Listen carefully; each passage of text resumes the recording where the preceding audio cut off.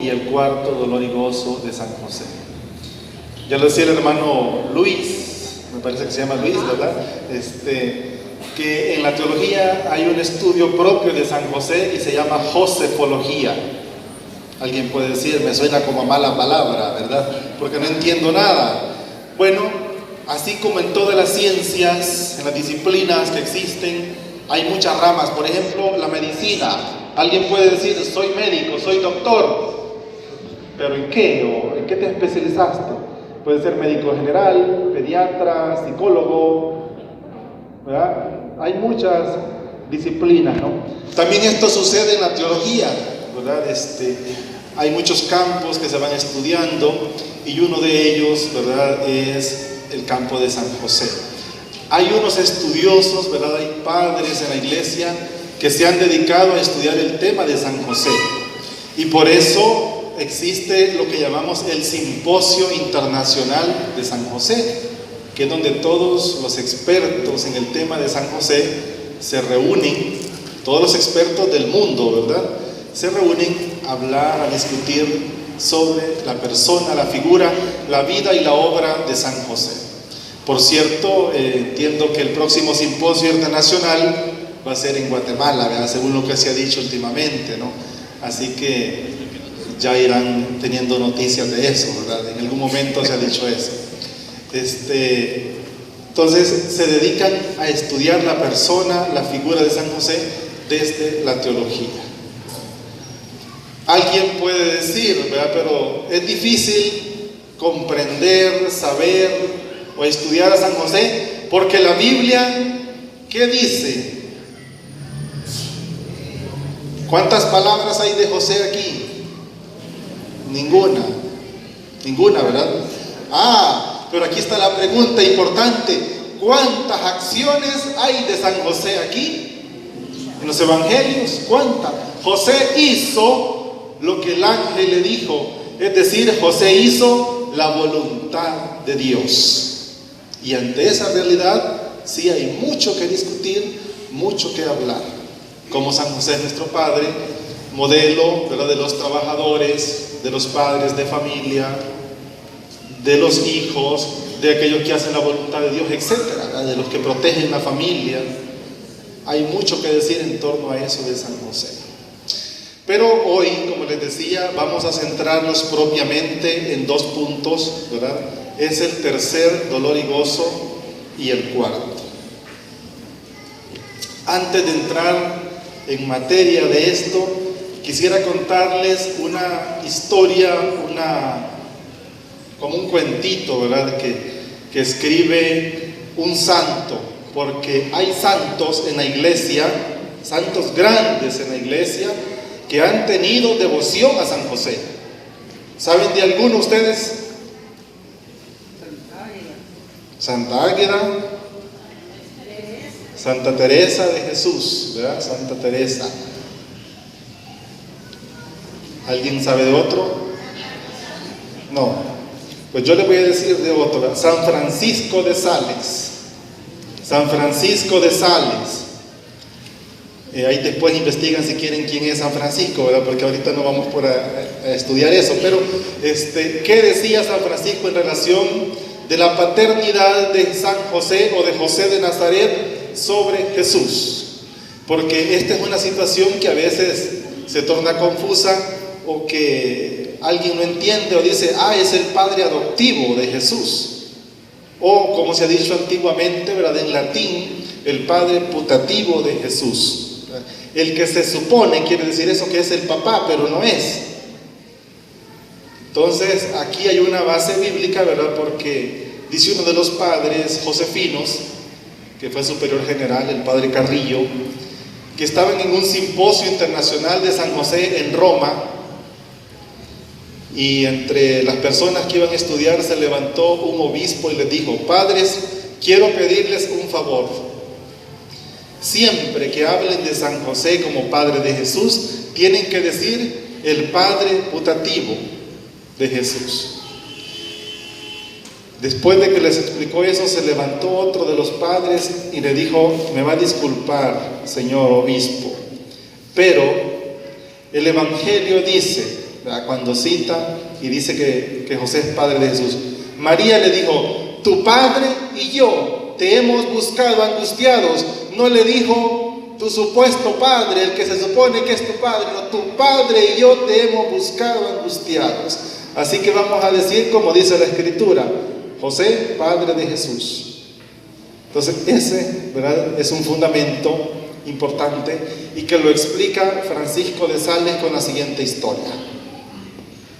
Cuando una persona compra un terreno o adquiere un terreno, un lote, ¿verdad?, para acreditarle que es el dueño de eso, le dan un documento. ¿Cómo se llama? Una escritura, ¿verdad?, que le hace constar que él es el dueño de ese terreno. Bueno, alguien, ¿verdad?, que compra un terreno legal ya lo tiene, listo. Digamos que es un predio que no tiene nada de construcción, ni de árboles, ni de nada. Pero de pronto, los vecinos tienen árboles frutales y los pájaros pasan y van a comer frutas. Y uno de los pájaros lleva una fruta y cuando va pasando por ese terreno, se le cayó una fruta que tiene semillas. Y dice, de esa semilla va a germinar y van a hacer un arbolito. Y pregunta Francisco de Sales: ¿quién es el dueño de ese árbol? ¿El pájaro? ¿El dueño del terreno? Suponemos, ¿verdad? Y es así, o quizás a todos cuando nace una planta ahí que no la has sembrado vos, pero te crees el dueño, ¿verdad?, de esa planta, ¿no?, porque está en tu terreno. Entonces dice, así se explica, dice Francisco de Sales, con palabras sencillas, la paternidad de José sobre Jesús.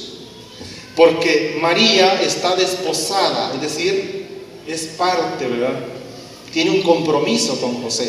Y María es el terreno fértil donde el Espíritu Santo, ¿verdad?, llega y hace fecundo el vientre bendito de María, donde nace el Salvador del mundo.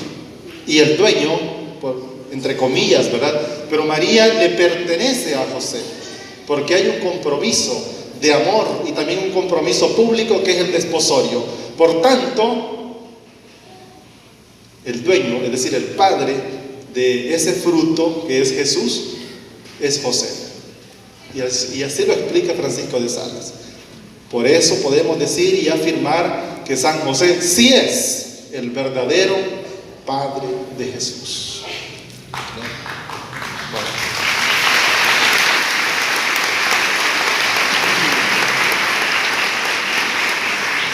Ese era un extra, ¿verdad?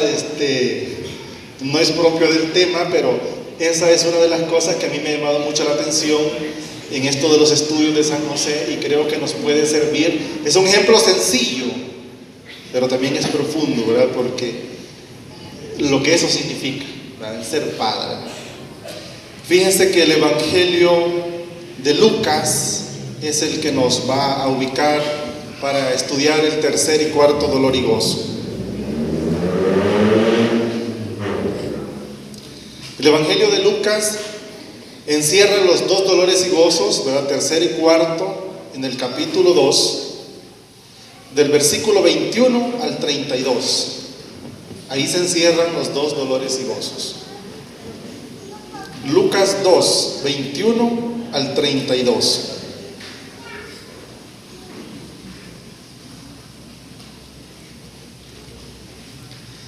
El tercer dolor y gozo que hemos cantado dice así: sufres, José, en la circuncisión del niño y gozas al ponerle por nombre Jesús, como te dijo el ángel. Ahora vamos a leerlo desde la Escritura. Al octavo día, al tiempo de circuncidarlo, le pusieron por nombre Jesús, como lo había llamado el ángel antes de que fuera concebido. Palabra del Señor. Gloria a ti, Señor Jesús. Allí está el fundamento bíblico, teológico, si quieren, del tercer dolor y gozo.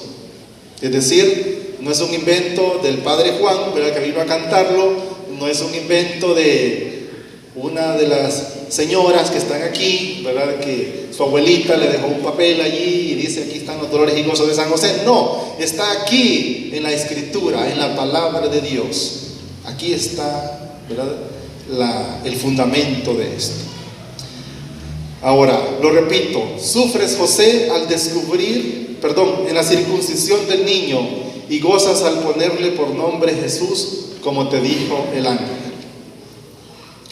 A los 8 días, ¿verdad?, según la tradición judía, según la cultura judía, a los 8 días debían presentar al niño para la circuncisión, el rito de la circuncisión, que era la iniciación en la religión judía. Lo que hoy es el equivalente para nosotros, el sacramento del bautismo, ¿verdad? Ese es el sacramento, ¿verdad?, que podemos poner equivalente, si quiere, a la circuncisión. Que de hecho había una discusión en los primeros años de la iglesia, ¿verdad?, entre Pablo y San Pedro y los demás, ¿no? Los que no son judíos, para pertenecer al cristianismo se tienen que circuncidar. Esa era una de las preguntas fundamentales. Tan profunda fue esa discusión que tuvieron que convocar lo que se llama el primer concilio de la iglesia, el concilio de Jerusalén, para tratar eso. Gracias a Dios que dijeron que no, ¿verdad? Sobre todo pues por todos los hombres, ¿verdad?, que ya no pasamos a esa situación. Bueno, entonces esto es lo que está cumpliendo José y María al llevar a Jesús, ¿verdad?, para la circuncisión y para darle el nombre, para ponerle un nombre, ¿verdad? En la cultura judía también, este es otro dato importante, quien pone el nombre es el papá. Y yo diría, no solo en la cultura judía, en la cultura chapina, en la cultura guanaca, en la cultura centroamericana, a veces también, y en las culturas patriarcales, sobre todo si el primero de la familia, de los esposos, es un niño, dice: no, se va a llamar como su papá, ¿verdad? Luis, Carlos, José, así se va a llamar. Y si tiene otro nombre diferente que no sabemos ni pronunciar, así se va a llamar. Sí, pero mira, cuando esté grande le va a dar pena, a mí qué me importa, así se va a llamar. Esto pasa también. Espero que aquí no haya de esa gente, ¿verdad? Pero a veces no se da ese diálogo en estos puntos para poner el nombre a un hijo, ¿verdad? Sino que es el primero, ¿verdad?, de los varones y se va a llamar como su papá. Entonces, en la cultura judía está esto, gracias, pero no está tanto por la cuestión patriarcal, o en otras palabras machista, ¿verdad?, sino porque tiene un significado que ya vamos a ir descubriendo, así como el mismo nombre, lo que eso significa. No como para nosotros, ¿verdad?, que en mi caso me pusieron Fredis. ¿Por qué me pusieron así? ¿Qué significa? Bueno, no les voy a decir porque pero algunos de ustedes que tengan un nombre no muy común, o aunque sea común, pero pueden investigar, ¿verdad?, qué significa. Aquí nos compete ver hoy el nombre de Jesús, porque José obedece al ángel, que es la voz de Dios, y le va a poner el nombre de Jesús. Entonces, de este texto bíblico que fundamenta el tercer dolor y gozo de San José, podemos sacar las siguientes ideas. Primera, José es el hombre cumplidor de la ley de Dios. José es un hombre que cumple la ley de Dios. Para ellos podría ser la ley de Moisés, ¿verdad?, pero es la ley de los padres, en definitiva es la ley de Dios. Otra enseñanza que podemos sacar es: José es el hombre que asume la responsabilidad familiar, social y religiosa. José, ¿verdad?, es el hombre que asume la responsabilidad familiar, porque va con su familia, con su esposa María y con su hijo Jesús, a cumplir con esto que manda la ley. Es el hombre que cumple con la responsabilidad social, porque esto implica reconocer públicamente de que ese niño de que esa criatura es su hijo. Y también religiosamente, porque este es el rito de iniciación en la religión judía, que es la que profesan, que es la religión de la familia de Nazaret, ¿verdad? Entonces es el hombre cumplidor y responsable. En ese sentido podríamos empezar a vernos nosotros, ¿verdad? Para empezar a sacar una enseñanza. ¿Qué me dice a mí? Ya lo vamos a concretizar, ¿verdad? Pero podemos ir haciendo este ejercicio. José también es el hombre obediente al mandato divino, es decir, obedece lo que el ángel le ha dicho. José, esta es otra idea que podemos sacar, que nos puede ayudar. José es el hombre que pone el nombre. Esto significa, ¿verdad?, pertenencia o dominio sobre. Esto lo encontramos también en el Génesis, ¿verdad?, cuando la creación, ¿no? Y dice que Dios le dijo a Adán que le pusiera nombre a todas las cosas, ¿verdad? Este poner nombre en esta cultura, en la cultura hebrea, ¿verdad?, significa pertenencia, ¿verdad? Eso es lo que José está expresando al poner el nombre a Jesús. Lo que está diciendo es mi hijo, lo está reconociendo como tal. Lo que es un ejemplo, ¿verdad?, para nuestras sociedades donde muchos padres no reconocen a sus hijos. Podemos decir, José es un modelo de hombre, de papá responsable. ¿Ven cómo vamos entrando en esta dinámica de los dolores y gozos? No es solo un canto bonito de ángeles volando en este lugar, o de San José que me lo imagino sentado en un trono o no sé dónde. No, Señor, esto toca la vida de la comunidad, de la persona, de la familia, de la parroquia, y nos invita a actuar como José de Nazaret, cantar los dolores y gozos, decir viva San José.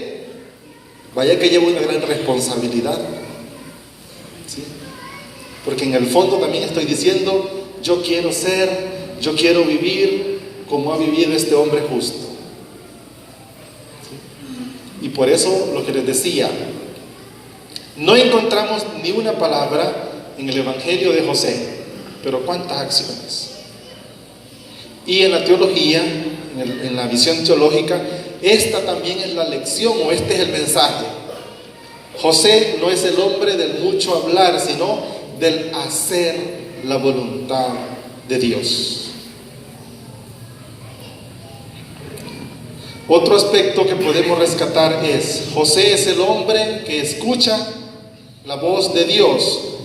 Cuando aquí se pone la figura teológica del ángel, el evangelista lo ha querido poner así, pero lo que está diciendo es que José ha escuchado la voz de Dios.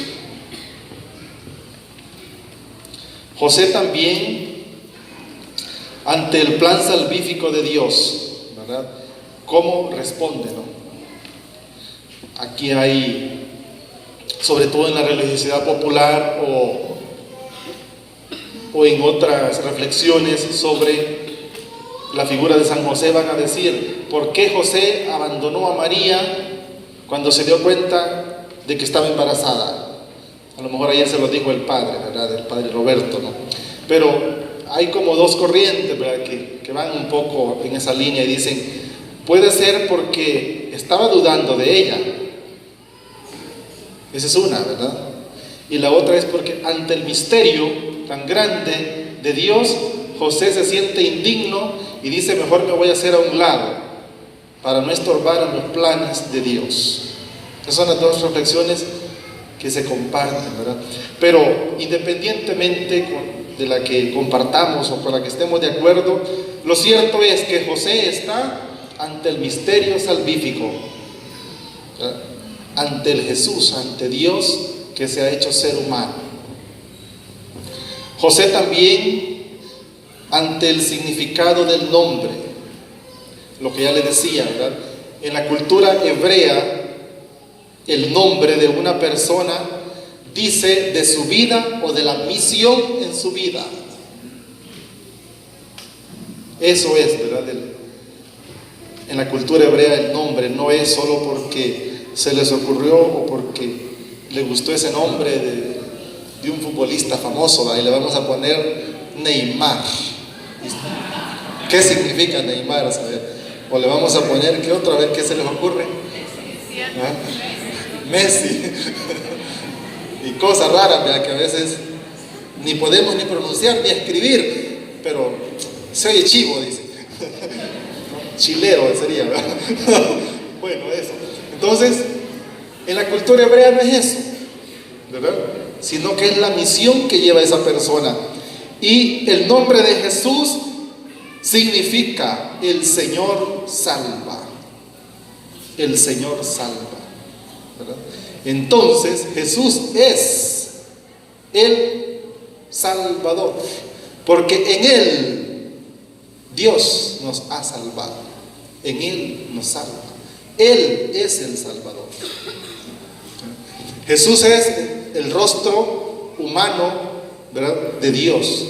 Así se nos ha querido revelar, acercarnos a nosotros. Entonces vean cómo es importante que José haya dicho: no, me dijeron que Jesús, pero le voy a poner José como yo. Se va a llamar Chepe. Sí. No, Señor, está asumiendo, ¿verdad?, esta tarea, está asumiendo esta responsabilidad. El Señor salva. Y para entender esto, basta ver a la cruz, ¿verdad? Basta ver al crucificado. El Señor salva. Ese es el camino, ¿verdad?, por el que ha querido salvarnos.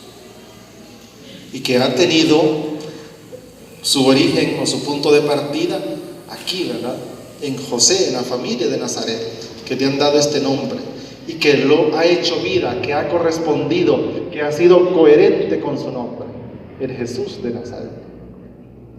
Bueno, ya casi pasamos al segundo dolor y gozo. A mí me gusta hablar mucho, me avisan cuando ya se estén durmiendo. Levante la mano y diga: podemos dormir unos 30 segundos.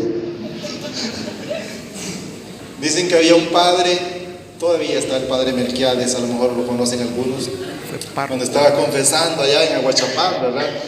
Y ya estaba cansado de confesar, porque ya ve que la gente mucho peca, ¿verdad? Y entonces le decía el padre: mira, voy a dormir 5 minutos. Ahí me tocas aquí el confesionario para despertarme y seguir confesando. Pueden hacerlo ustedes también hoy. Voy a dormir un ratito. Fíjense que a propósito de esto, hay una imagen, yo no sé si la conocen, de San José dormido. ¿Sí lo han visto?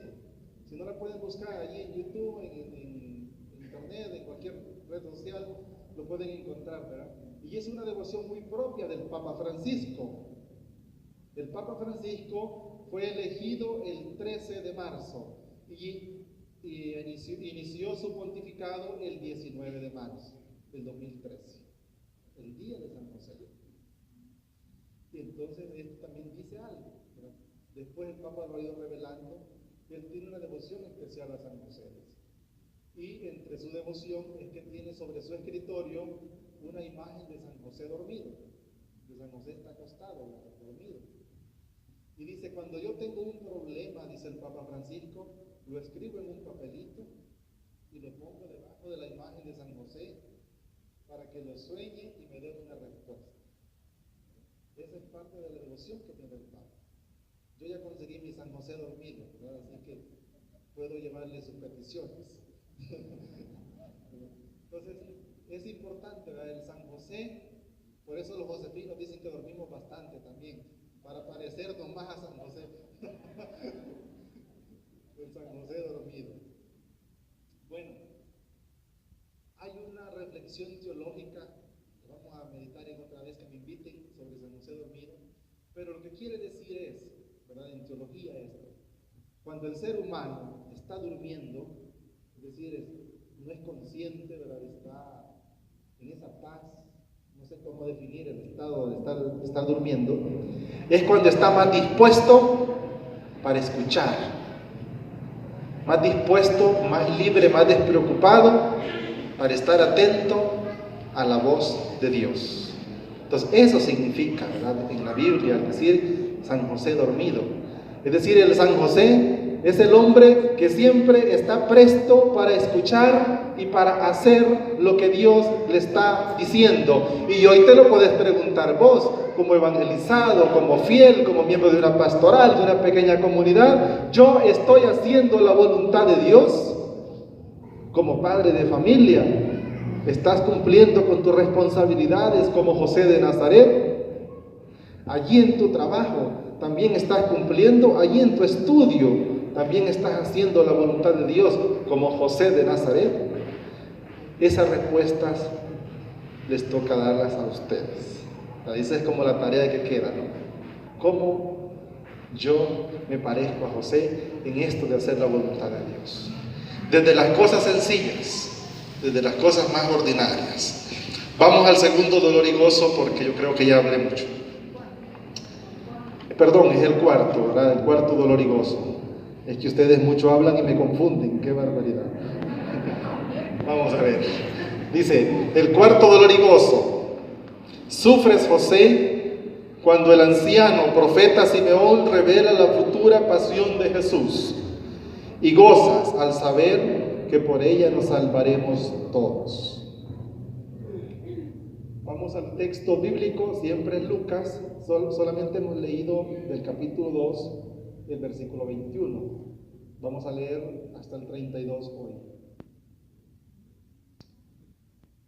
Cuando llegó el día de su purificación, aquí está hablando de la purificación de María, ¿verdad? A Jesús lo presentaron para la circuncisión, ¿a los cuántos días? A los 8. Ahora esta es la de los 40 días, ¿verdad? La purificación de María.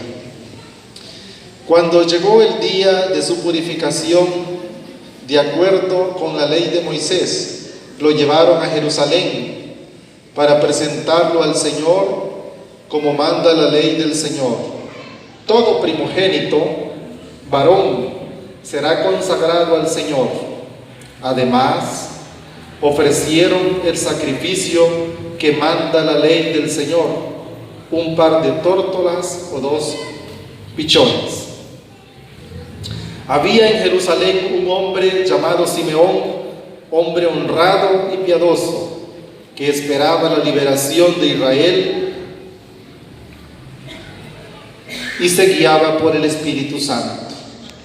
Le había comunicado el Espíritu Santo que no moriría sin antes haber visto al Mesías del Señor.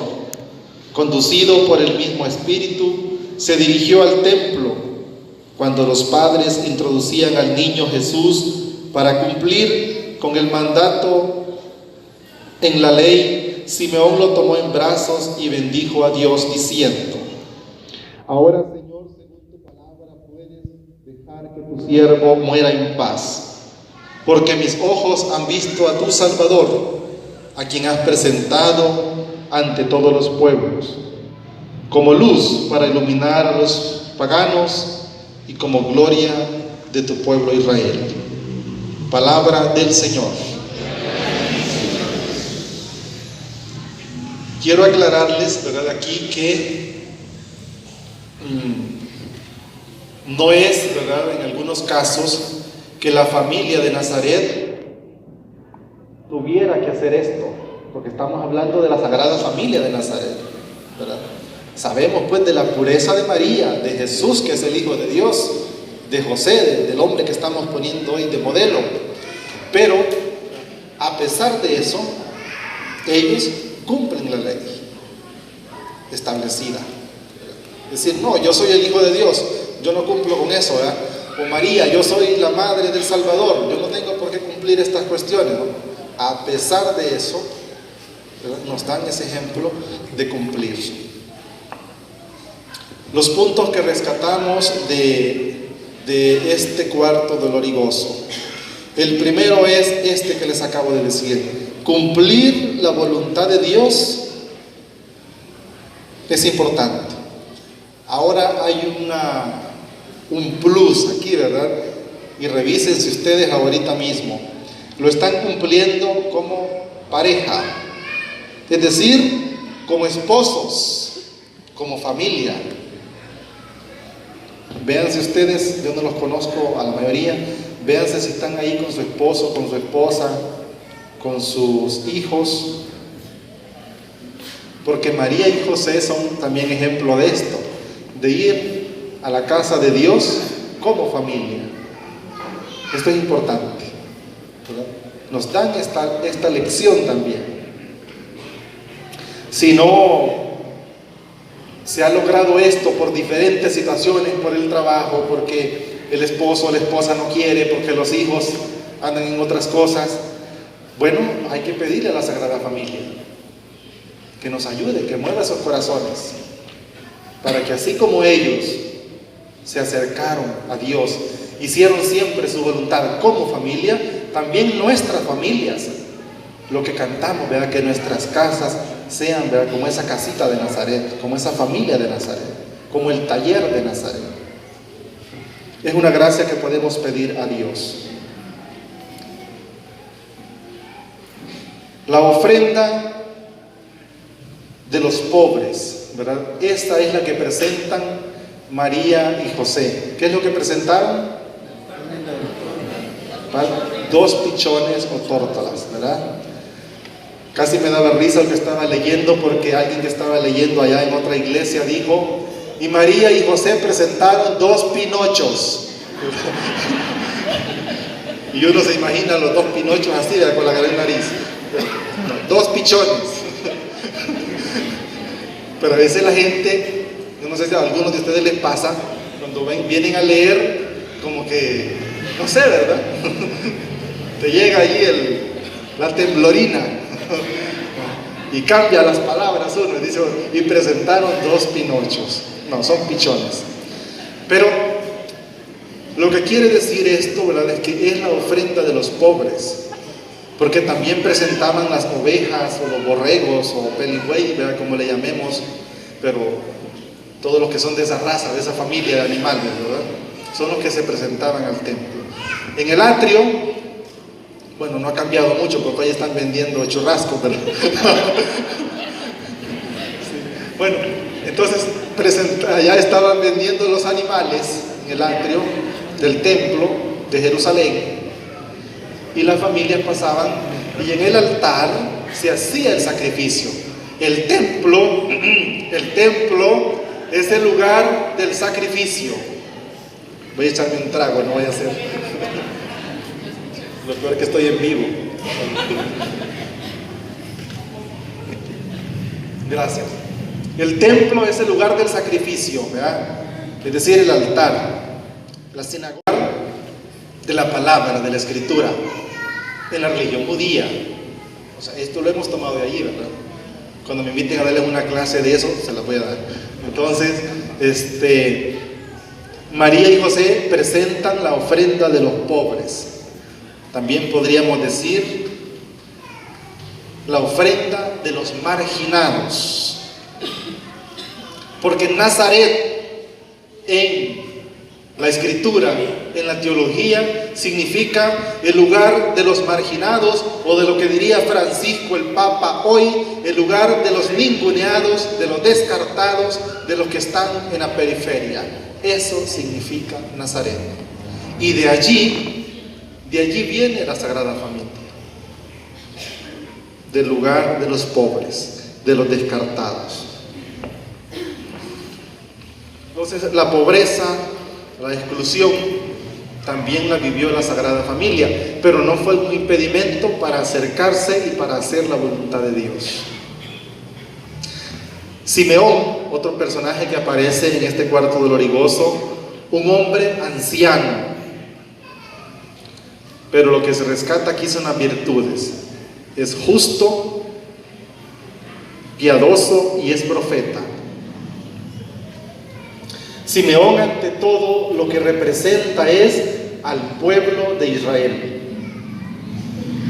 Al hablar de este anciano que ha esperado ver al Salvador, ver al Mesías, estamos diciendo es el pueblo de Israel. que ha esperado también la liberación, ¿verdad?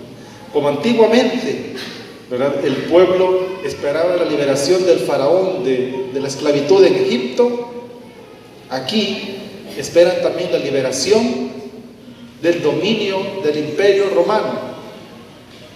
Como nosotros hoy, ¿verdad?, a veces esto lo dejamos nada más en el ámbito de la fe y decimos, esperamos ser liberados del pecado, de las ataduras del pecado. Sí, pero decía San Óscar Romero, del pecado que tiene nombre y apellido, que se llama injusticia, que se llama corrupción, que se llama asesinar al otro, de poner el pie encima de aquel que puede ser mi vecino o mi hermano. Ese pecado, de esas situaciones, de esos pecados estructurales, es que debemos pedirle a Dios que nos libere. De eso Él quiere ser nuestro Salvador. De esas realidades también. Bueno, quienes ven al Salvador y le reconocen,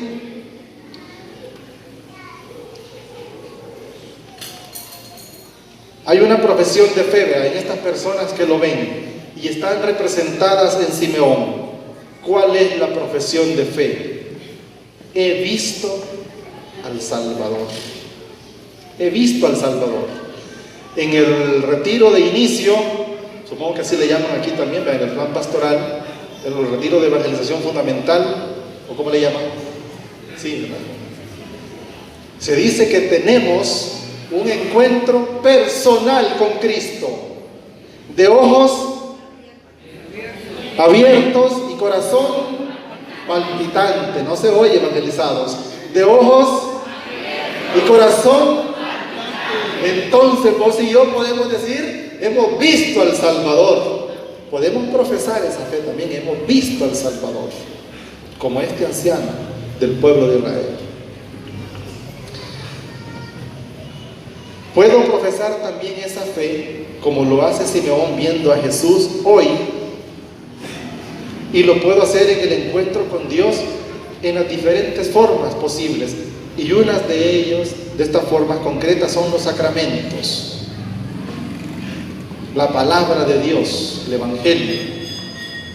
Y también, va a decir la revisión teológica, los pobres. Los pobres también son un sacramento donde me encuentro con Cristo. ¿Por qué? Porque dice Mateo 25, del 30 en adelante, cuando vos le ayudaste a uno de estos más pequeños, a mí me ayudaste. Entonces está diciendo ahí, es el fundamento teológico para decir que los pobres también son un medio de salvación, son un medio de encuentro con Dios, es decir, un sacramento. Jesús es presentado ante todos los pueblos. No es solo para Israel, lo que se creía, ¿verdad? El pueblo elegido. ¿Sí? El pueblo elegido no, es para todos los pueblos. Y por eso nosotros también entramos ahí, en esta elección de todos los pueblos. Y aquí puede haber una lección para todos. Yo el primero, y yo aquí he puesto, este Dios Salvador no es solo para la jerarquía, es decir, no es para los obispos, los sacerdotes y los cardenales, no, Señor, no es un privilegio o es algo, ¿verdad?, podríamos decir, para los ministros extraordinarios de la comunión. No es para la gente que viene a leer aquí la palabra de Dios, no, Señor, es para todos. ¿Y dónde está el fundamento de esto? En Simeón, en María y José, que son una familia de la periferia, que son una familia de Nazaret. Y a ellos se les ha presentado el Salvador. Jesús es el rostro humano de Dios. Es el Dios humanizado, el Dios hecho carne y el Dios solidario. Es el Dios que toma la iniciativa de acercarse y compartir con nosotros y hacerse uno con nosotros. Semejante en todo, menos en el pecado. Ese es el Jesús que se acerca. También es lo que cantó Simeón, ¿verdad? La luz que alumbra a las naciones y gloria de tu pueblo Israel. En Él, en Jesús, todos estamos llamados a ser luz. Todos. Les pregunto y piensen 3 segundos antes de contestarme. ¿Ustedes quieren ser luz? Sí. ¿Ustedes son luz? ¿Están seguros? ¿Apuestan su vida? ¿Se quieren ir al infierno? Vamos a ver hacia allá a la par de Romero. Vean esas velas. Son el signo de la luz, que es Cristo. Bueno, la luz es Cristo. Son un signo esas velas. Pero ¿qué pasa? Para que den luz, tienen que estar encendidas y consecuentemente se desgastan. Cristo es luz, se ha desgastado, se ha entregado todo, hasta la última gota de su sangre y de agua que salió de su costado. Ese es el significado, ¿verdad?, de cuando unimos el agua con el vino en la Eucaristía, esa dimensión humana y divina, ¿verdad?, de ese Cristo que ha querido compartir con nosotros la condición humana, siendo luz, desgastándose. Ahora cada uno puede preguntarse, como dicen que son luz, que somos luz, entonces te estás desgastando, te estás quemando por servir a los demás, por llevar a Cristo a los demás. También José es ejemplo concreto, ¿verdad?, de entrega, de ser luz. Ya casi termino, en 2 minutos. La luz que vino a los suyos, perdón, esto ya está. Jesús es la gloria de Israel. Gloria que compromete y que pasa por la cruz. La gloria, porque es una gloria que nos quita los esquemas humanos y que nos mueve un poquito el piso. Esa es la gloria de Dios. La resurrección que pasa por la cruz. Ese es Jesús. Gloria porque libera de la esclavitud del pecado, de la esclavitud de los romanos para el pueblo de Israel, que nos libra o que nos libera también, dirá el Papa Francisco. Esta frase es lapidaria. Si alguien cuando se muera quiere que se la pongamos, la puede ir reservando por $1. ¿Verdad? Dice Francisco: Dios siempre rompe los esquemas aburridos en los que pretendemos encerrarlo. Dios siempre rompe los esquemas aburridos en los que pretendemos encerrarlo. José de Nazaret se dispuso a hacer luz, se dispuso a servir a la luz. María también, nuestra madre. Y ese creo yo que es la enseñanza, ese es el ejemplo que podemos sacar del tercer dolor y gozo y el cuarto dolor y gozo. Ahora cuando lo recen, cuando lo canten, van a estar, creo, un poquito más conscientes de lo que esto conlleva, ¿verdad? ¿Están dispuestos a ir asumiendo estas enseñanzas? ¿Están dispuestos? No se oye, Padre. No se oye. ¿Están dispuestos? Bueno, que Dios nos ayude, ¿verdad? Solos no podemos, ¿sí? A veces tenemos proyectos muy bonitos, planes. Nos hemos especializado en no sé qué cosa y somos ágiles en esto. Y qué bueno, perfecto. Pero si no tenés a Dios en el centro de tu proyecto, de tu plan, de tu vida, de tu parroquia, no te va a funcionar. Te lo aseguro, no te va a funcionar. El centro tiene que ser Cristo. así como es el centro de la vida de José, así como es el centro de la Sagrada Familia de Nazaret. ¿Sí? Bueno, voy a invitarlos a que se pongan de pie para hacer una oración y pedirle a Dios que esto que hemos reflexionado, que esta semilla que hemos lanzado caiga en tierra fértil y que dé frutos abundantes. Señor, queremos darte gracias por tu amor y por tu misericordia. Gracias, Señor, por esta palabra que has puesto en nuestra asamblea. Gracias porque nos hemos reunido como familia parroquial, como familia evangelizada y evangelizadora, como familia que ha tenido un encuentro personal contigo y que hoy queremos salir renovados, queremos salir llenos de tu Espíritu Santo para ser como María y José, testigos de tu amor, para ser como José de Nazaret, un hombre dócil siempre a tu voluntad. Danos, Señor, la capacidad necesaria para hacer el trabajo que nos encomienda.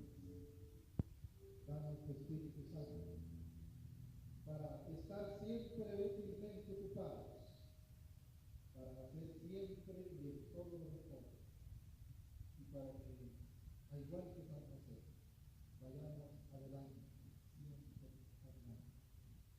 Gloria a Dios del cielo, Padre, Hijo y Espíritu Santo. Gloria al cielo, Jesús, María y José. Buenas noches, que viva San José.